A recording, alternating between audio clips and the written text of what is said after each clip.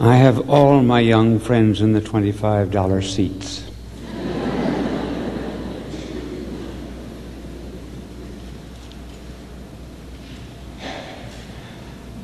I was talking in upstate New York on one occasion, and I went into the barber shop in the afternoon of the lecture.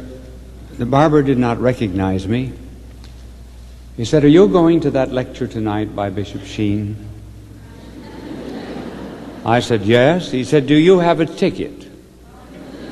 I said, "No, I don't." Well, he said, "All the tickets have been sold. You probably will have to stand." I said, "You know, it's a peculiar thing that every time I go to hear that man talk, I always have to stand."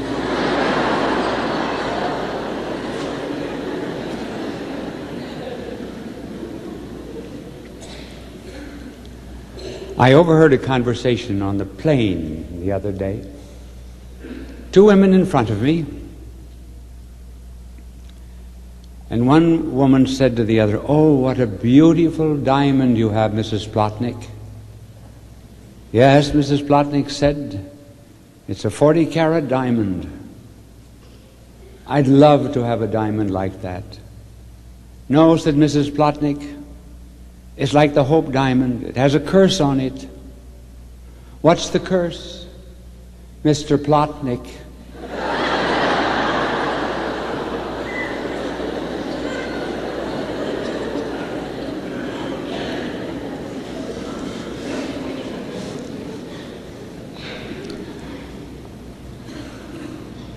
In a certain parish, a couple had taken a lottery ticket,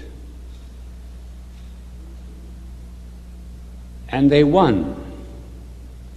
The husband, however, was getting along in years and was suffering from heart trouble.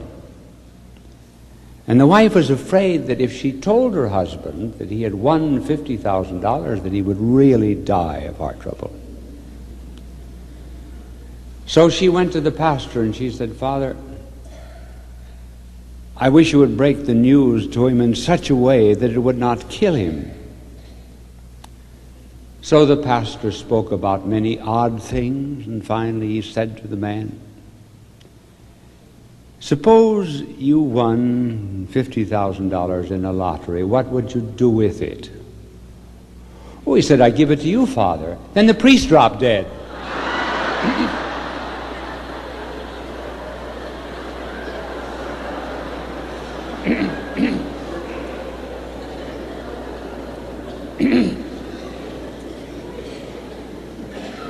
Here's a story for the little children.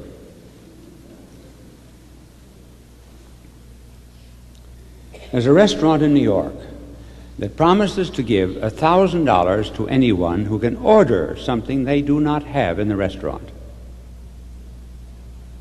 This man went in and ordered an elephant ear on raisin bread.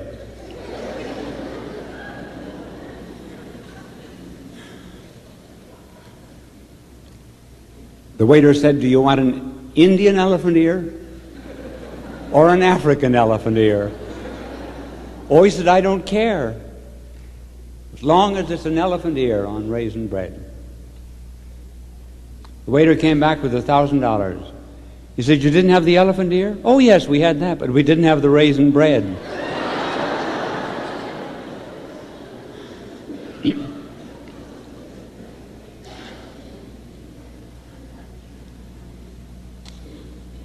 There perhaps is no word more often used in our language than the word love. And today it is so often stated, anything is all right provided you love. Now let me tell you that is not true. Because love is not quite that simple. Unfortunately, we have only one word in the English language for love. And think of the ways we have to use it. I love the New York Mets. I love pickles. I love chickens. I love God. See how confusing it is? The Greeks had 3 different words for love. And I'm going to give you those three Greek words tonight. I asked Monsignor before I came out, how many in his parish and in this area did he think had forgotten their classical Greek? He said, not over 12.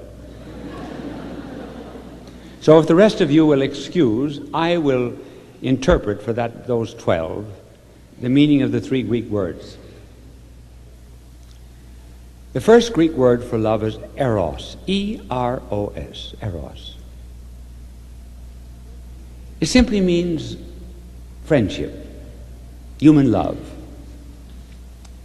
Eros was that little Greek god that used to shoot arrows into the earth to make the earth fertile. Eros was not something that pushed us toward an object. It was something that pulled us. It was attractive. For example, the love of a person, the love of art, the love of philosophy, the love of the good life. All that was eros.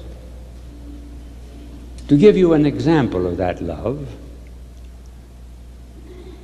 here is the engagement of G.K. Chesterton.